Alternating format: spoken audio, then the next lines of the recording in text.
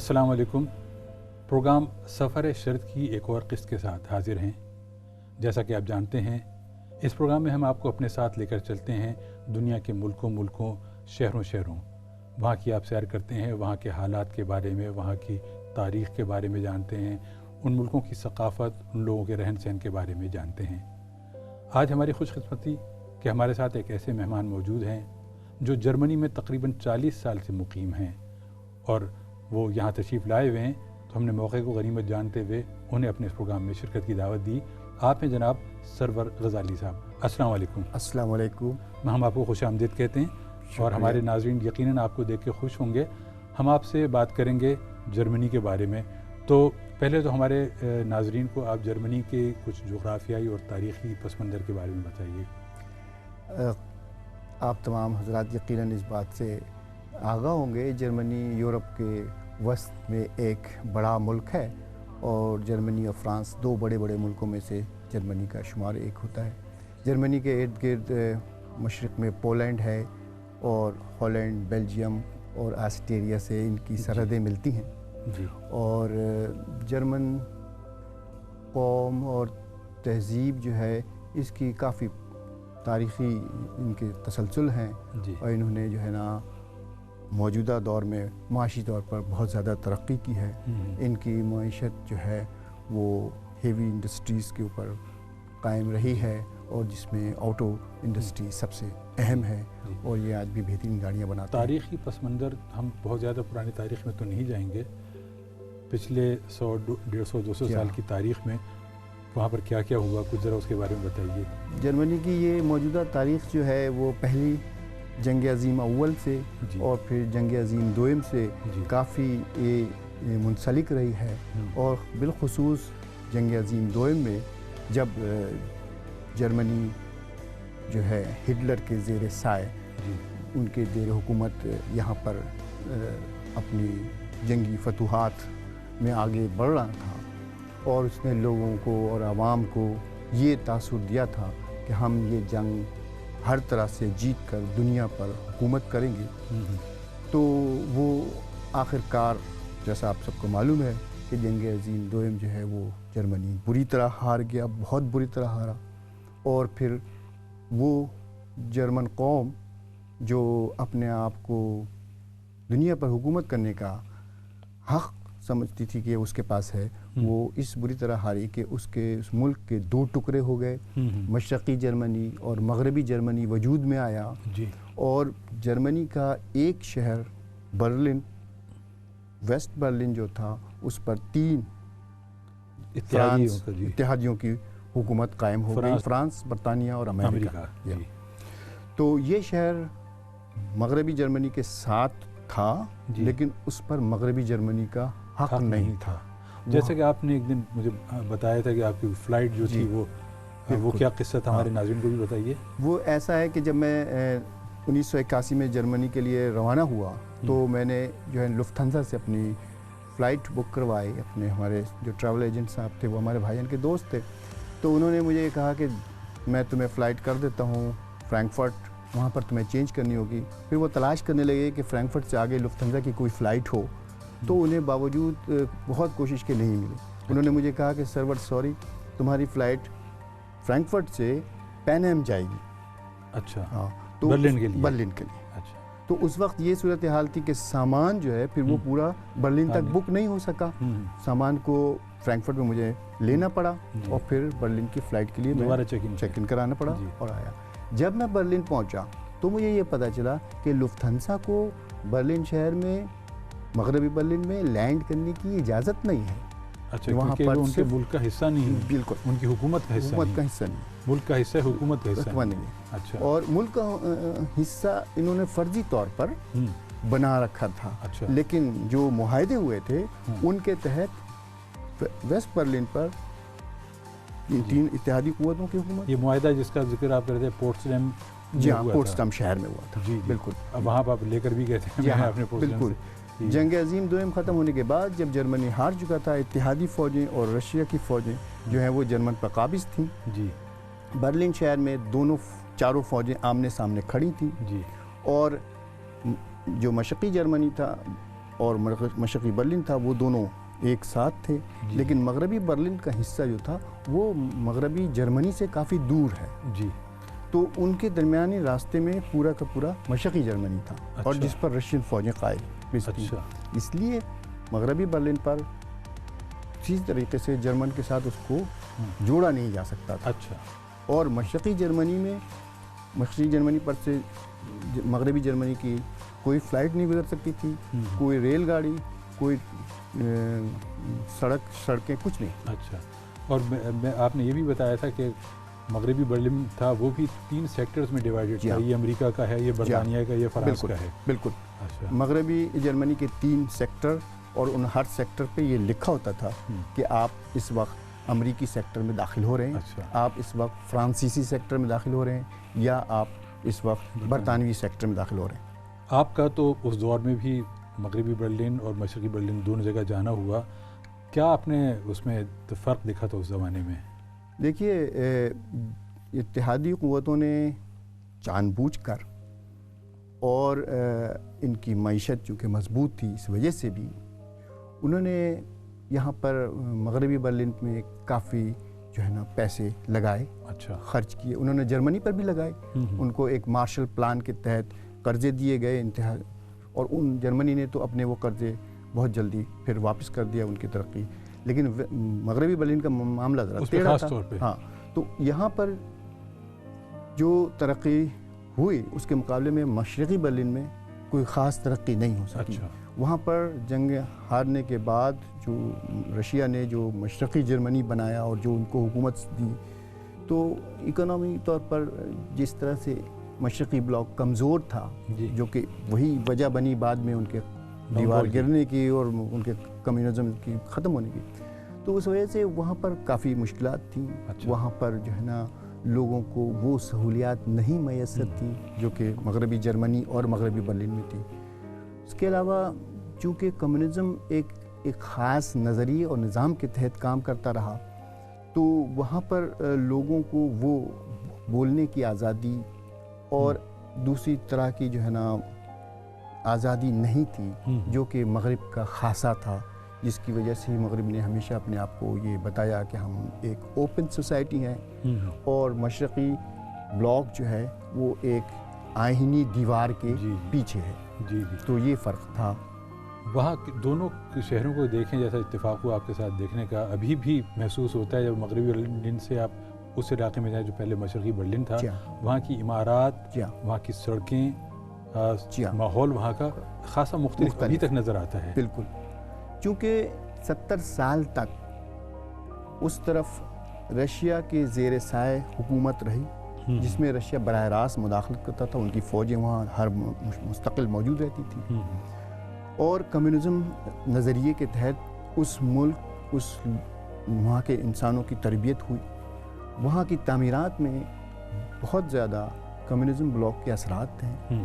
کچھ تاریخی پرانی عمارتیں ہیں جو ویسی بھی، چونکہ پرانے جرمنی کلاسیکل بنی ہوئی ہیں، کچھ 100 سالہ 200 سالہ پرانی عمارتیں، تو ان سب کی وجہ سے وہاں کا ماحول جو تھا وہ پہلے بھی تھوڑا یہ کہنا چاہیے کہ اس کو کہنا چاہیے کہ ذرا تناؤ میں تھا، اور اب دیوار گر جانے کے بعد بہت تعمیرات ہونے کے باوجود بھی جو آثار نظر آتے ہیں، ایسے علاقے اب بھی موجود ہیں جن میں کوئی زیادہ ترقی تعمیراتی کام نہیں ہوا ہے، تو وہ ویسے ہی صاف نظر آتے ہیں۔ ثقافتی طور پر دونوں حصوں میں کیا نمایاں فرق تھا؟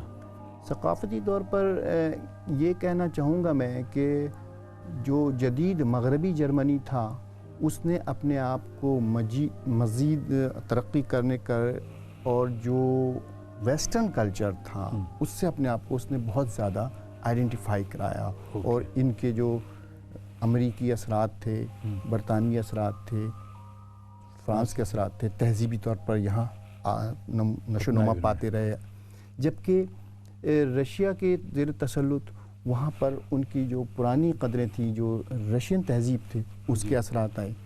اور مثال کے طور پر ویسٹ جرمنی میں لوگوں کو فرانسیسی، انگریزی یہ زبانیں سیکھنے کا موقع ملا، جبکہ ایسٹ بلاک میں لوگوں کو صرف رشین زبان، اپنی زبان کے علاوہ رشین زبان پڑھنے کی اجازت تھی. جرمن اور رشین دو زبانیں پڑھتے تھے، اور اس وجہ سے ان کے اوپر تہذیبی اثرات بھی وہ تھے جو رشیا کی وجہ سے ہوتے تھے. تو مطلب پرانی جرمن تہذیب جو ہے وہ دونوں حصوں میں سے بالکل ناپید ہو گئی یا باقی ہے کچھ تھوڑی بہت؟ بنیادی طور پر جرمن قوم بہت زیادہ اپنی تہذیب، اپنی جو تمدن ہے اس سے جڑی ہوئی قوم ہے.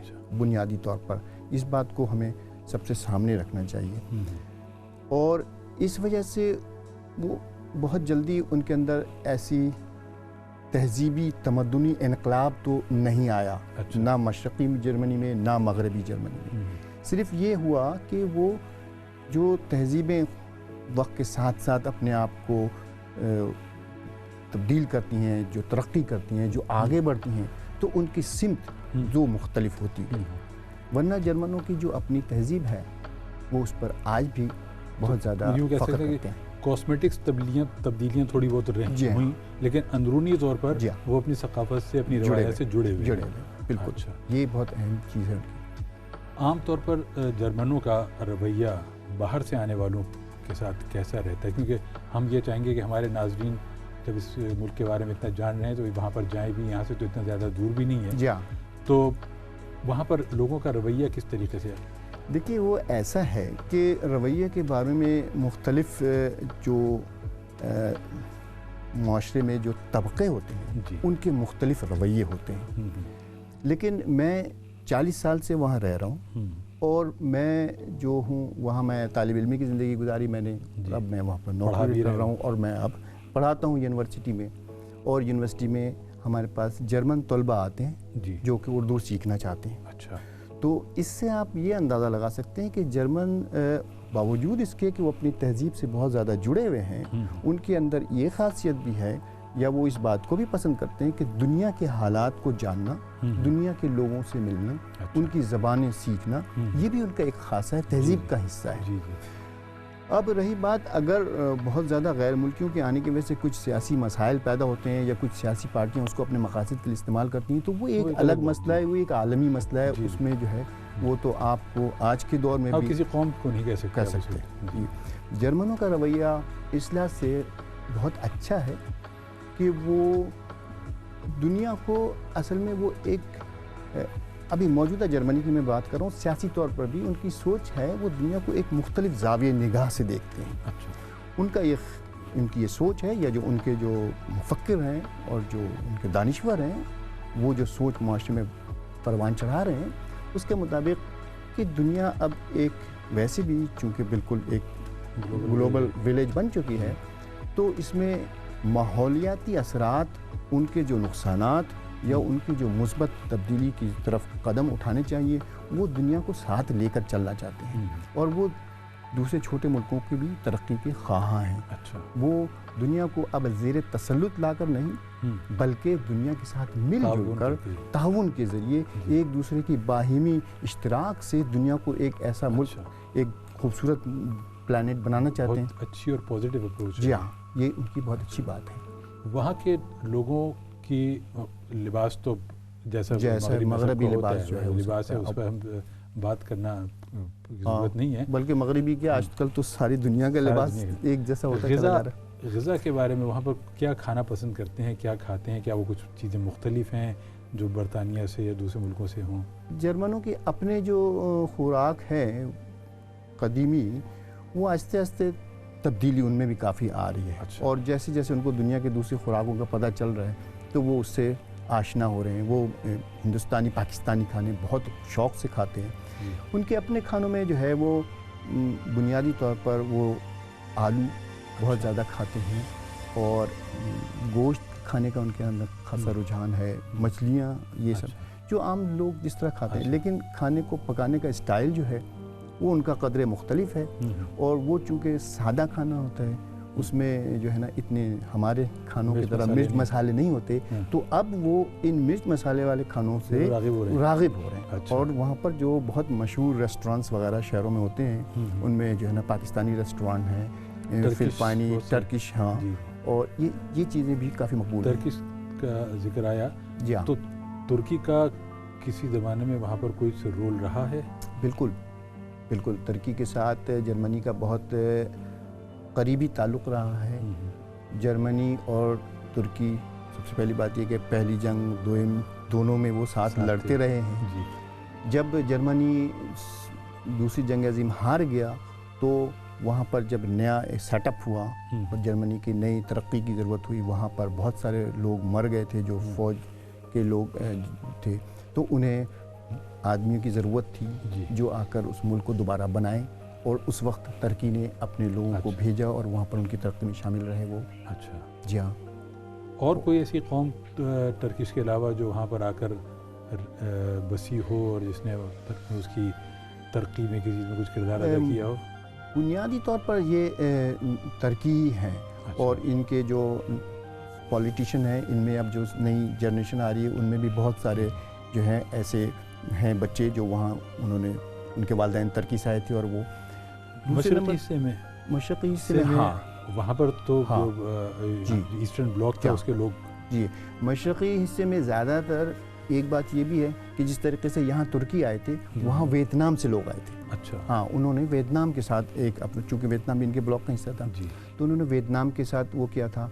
اور اس کے علاوہ وہاں رشین کافی لوگ آئے اور جنہوں نے پولینڈ سے، چونکہ ان کا بارڈر ڈائریکٹ لگتا ہے اور پولینڈ کے ساتھ ان کے خاصے اچھے تعلقات اب اس دور میں ہوئے ہیں، تو اب پولینڈ کے لوگ بھی اب آ رہے ہیں.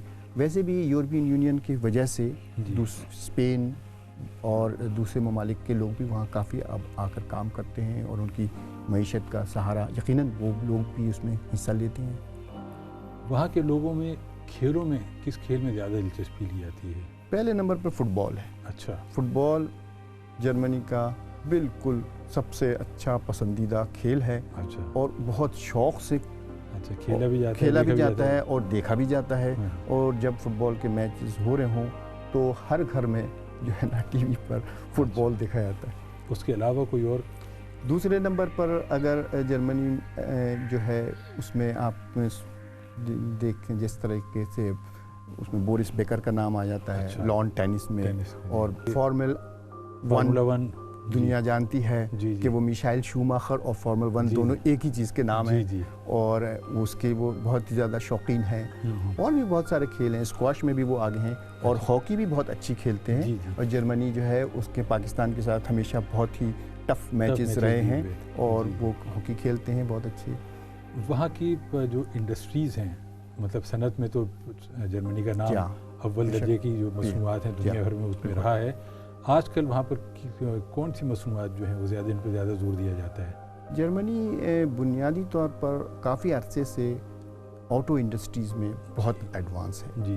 ان کی گاڑیاں جو ہیں وہ دنیا میں بہترین برانڈ کی گاڑیاں ہیں. ان کی مضبوطی، پائیداری، آرام دہ ہونا، ان کی، تو اس چیز کو انہوں نے ابھی تک ایسے ہی قائم رکھا ہے. اچھا. اور اس کے علاوہ وہ آئی ٹی سیکٹر میں بھی کافی آگے آ رہے ہیں، اور انہوں نے کمپیوٹر کے اپلائنسز جو ہیں، لیکن وہ چھوٹے کمپیوٹر نہیں بناتے، وہ ہیوی انڈسٹریز کے.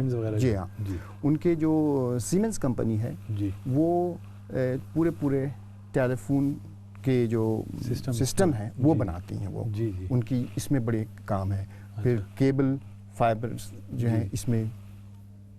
ہوم اپلائنسز میں بھی جرمنی بہت آگے رہا ہے. اور ابھی تک جرمنی کی جو کمپنیز ہیں جیسے کہ وہ بوش ہے اور مونیلیکس ہے، تو یہ کمپنیاں ابھی بھی بہت اچھے اپلائنسز بناتی ہیں.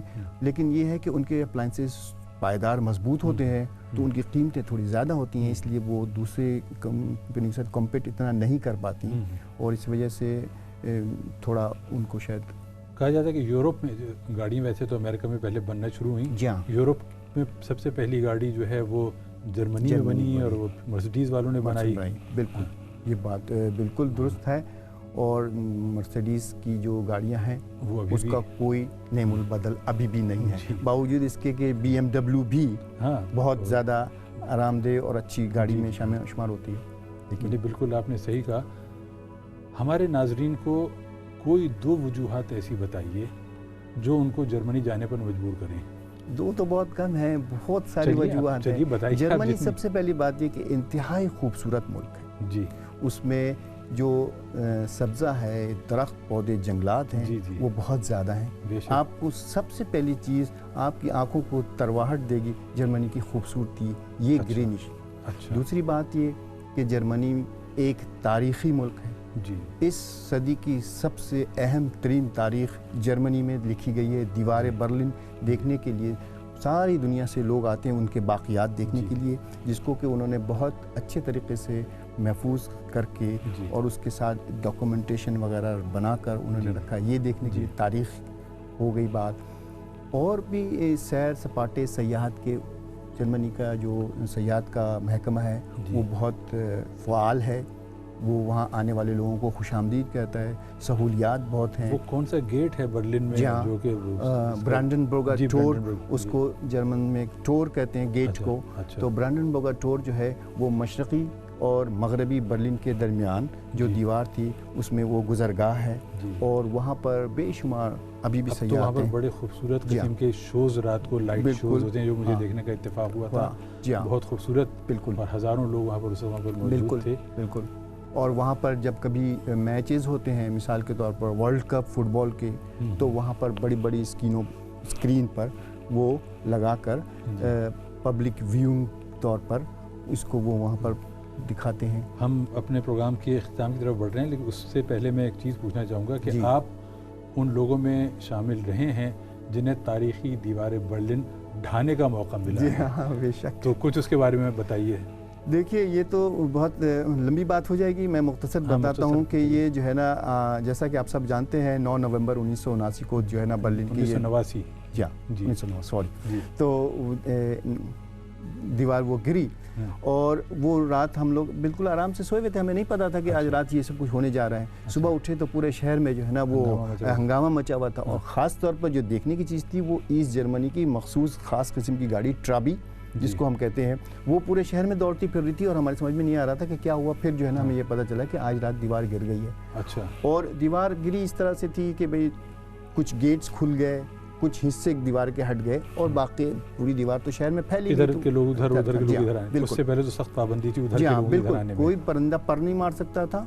دیوار جو ہے وہ دو سمجھ لیں کہ دو لیئر میں تھی، ایک اندرونی طور پر ایک بیرونی طور پر، اور درمیان میں جو ہے نا وہ کانٹے دار تار وغیرہ اور مائنس لگے ہوتے تھے، ٹاورز تھے۔ بہت بڑا جرم تھا اس دیوار کو کراس کرنا۔ اس دیوار سے ٹکرا کر کئی ایک جرمن مشرقی جرمنی کے وہاں پر وہ مرے، انہوں نے اپنی جان اس بات پر گنوا دی کہ وہ دیوار کراس کر کے دوسرے حصے میں جانا چاہتے تھے۔ اس کی بڑی تاریخی کہانیاں ہیں، بہت ساری اس پہ کتابیں لکھی گئیں کس طرح لوگوں نے دیوار کو کراس کیا۔ بالکل، ان لوگوں نے اندروں نے جو ہے نا خندق سرنگیں لگائیں اور وہ نکلنا چاہے، اور کوئی جہاز بنا کر اڑا کر لے کر آئے ہیں۔ آخر میں تو ایک بندہ جہاز اڑا کر وہ لے ہی آیا تھا، اس نے ایک اپنے طور پر چھوٹا سا پارلیمنٹ کے سامنے جو علاقہ ہے وہ لا کر وہ اس میں رائش ٹاک کے سامنے انہوں نے اتارا تھا، اور اس میں وہ کافی دنوں تک یہ چلتا رہا تھا اس کے سلسلے میں بھی۔ یہ تو ہے، جرمنوں نے اصل میں بات یہ ہے کہ دیوار برلن کو کبھی تسلیم نہیں کیا۔